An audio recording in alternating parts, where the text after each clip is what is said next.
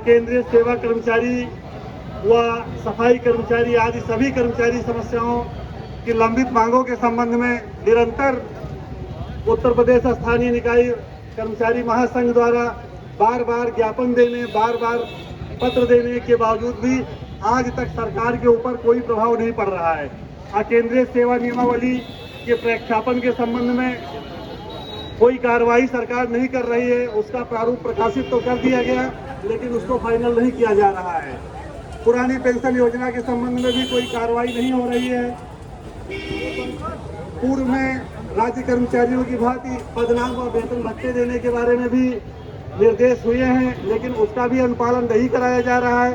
इन सभी समस्याओं को लेकर आज यहाँ पर पूरे प्रदेश के नगर निगमों, नगर पालिकाओं व नगर पंचायतों के सारे कर्मचारी एकत्रित हुए हैं और अपनी बात को यहाँ पर व्यक्त कर रहे हैं। मेरा आप सबसे अनुरोध है कि इस आंदोलन को सफल बनाएं व अपनी मांगों के संबंध में विस्तृत रूप से सरकार को ज्ञापन दें व धरना प्रदर्शन करें। सरकार अगर सीधे तरीके से नहीं मान रही है तो अपने कामों को बंद करके हमें सरकार को अपनी बात मनवाने के लिए बाध्य करना ही होगा।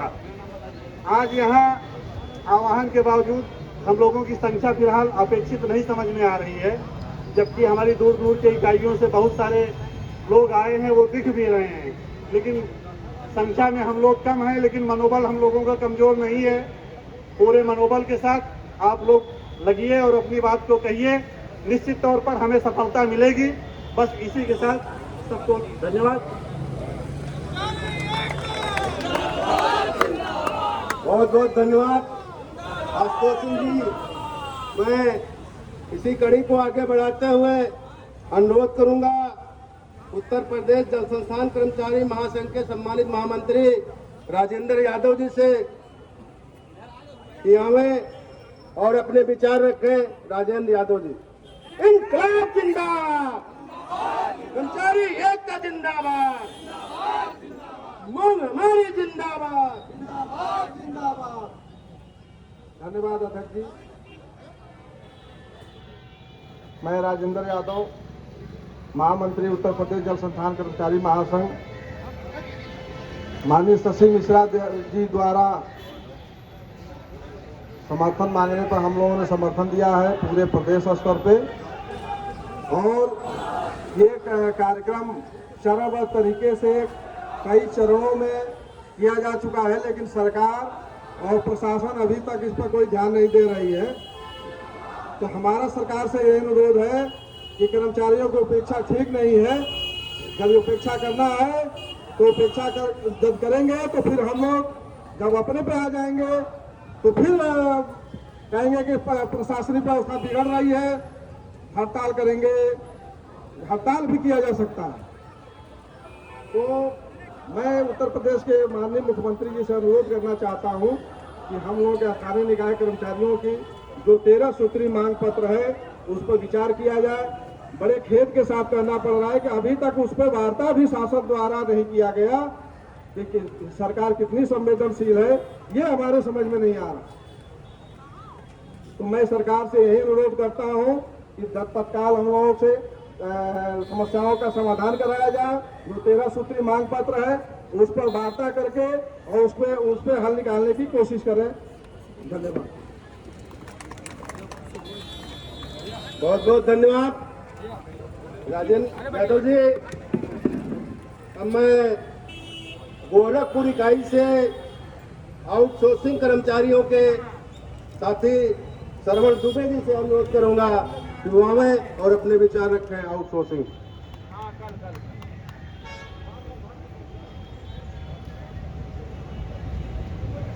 धन्यवाद संचालक महोदय। मैं यहाँ पे सभी प्रदेश के नगर निगम एवं नगर पालिकाओं से आए हुए वरिष्ठ साथियों को सादर नमस्कार करता हूँ और माता और बहनों को नमस्कार करता हूँ। रही बात, अभी कई वरिष्ठ साथियों ने चर्चा किया पुरानी पेंशन का। मैं तो आउटसोर्सिंग महामंत्री नगर निगम गोरखपुर हूँ, लेकिन पुरानी पेंशन के मुद्दे से ही शुरू कर लिया जाए। हमारे माननीय मुख्यमंत्री जी गोरखपुर से ही आते हैं और 5 बार सांसद, 1 बार MLC और एक बार मुख्यमंत्री हो गए, उनको 7 का 7 बार पेंशन मिलेगा और हम 60 साल नौकरी करके एक बार भी पेंशन नहीं पाते हैं। हम कितने बड़े गुनाहगार हैं। और यह तय करना आपका काम है। इसमें बहुत बड़ा योगदान हमारे प्रदेश के अध्यक्ष माननीय शशि कुमार मिश्रा जी का जाता है, जिन्होंने समय समय पे सभी इकाइयों को संगठित और जागृत करके रखा है। इसमें हमारे गोरखपुर के बहुत ही महत्वपूर्ण अंग समन्वय समिति के अध्यक्ष श्री राम प्रकाश सिंह जी के प्रयासों से वहाँ के स्थानीय स्तर पे कोई समस्या नहीं रह जा रही है, धीरे धीरे वो समाप्त कर दिए हैं। अभी हाल ही में अभी पूरे प्रदेश में सिर्फ 3 जगहों पे आउटसोर्सिंग का वेतनमान लागू हुआ है, बनारस, इलाहाबाद और तीसरी इकाई गोरखपुर है, जहाँ पे श्रम विभाग का रेट चाहे लेबर का हो, चालक का हो, कंप्यूटर ऑपरेटर का हो, सभी का लागू हुआ है। अभी इसी महीने से श्री राम प्रकाश सिंह जी के प्रयासों से 451 रुपया 65 पैसा रेट गोरखपुर में वाहन चालकों का लागू हुआ है, लगभग 262 कर्मचारियों का। इसके लिए मैं सहृदय समन्वय समिति के अध्यक्ष श्री राम प्रकाश सिंह जी को धन्यवाद करता हूं। जय कर्मचारी, जय महासंघ। साथियों, हमारे बीच कानपुर से हमारे साथी आए हैं। हम चाहेंगे रमाकांत जी उनके साथियों का जोरदार स्वागत करें। रमाकांत जी जिंदाबाद जिंदाबाद जिंदाबाद जिंदाबाद। आउटसोर्सिंग कर्मचारियों के साथ तो सरकार सदैव छलावा करती आ रही है। आप बताइए, एक दिहाड़ी मजदूर जो ईंट मजदूरी का काम करता है, किसी के घर पे काम करता है, वह सुबह 8 बजे पहुंचता है, 12 बजे लंच कर लेता है, 2 बजे आता है, 5 बजे हाथ धो के निकल जाता है। उसको मजदूरी 500 से 600 रुपया चाहिए साथियों। और एक हमारे वहाँ कर्मचारी जो सफाई कर्मचारी है, लोगों की गंदगी उठाता है, लोगों के घरों का गंदगी उठाता है और रोडों की सफाई करता है। उसकी मजदूरी तो कहीं 8200 है, कहीं 7000 है, कहीं 7200 है। क्या साथियों, हम 15000 के हकदार नहीं हैं? है कि नहीं है? तो हमारा कम से कम सरकार से विनम्र निवेदन है, प्रदेश के सभी साथियों से विनम्र निवेदन है कि कम से कम जो हमारे वहाँ चतुर्थ कर्मचारी हैं, उनका वेतन कम से कम आउटसोर्सिंग में भी 15000 होना चाहिए। बहस इस पे होनी चाहिए, ना कि हमको बहस इस पे करनी है कि श्रम विभाग का क्या रेट है। वो स्थानीय निकाय का पावर होता है, हर नगर निगमों में अगर वो चाहे तो पास करके लगा सकती है। कम से कम चालक का वेतन 18000, सफाई कर्मचारी का वेतन कम से कम 15000 और कंप्यूटर ऑपरेटर का वेतन 20 से 22000 होना चाहिए। अगर इतना वेतन होता तो साधारण जिंदगी जिया जा सकता है। क्यों साथियों, मेरी बात का समर्थन करते हैं या नहीं करते हैं?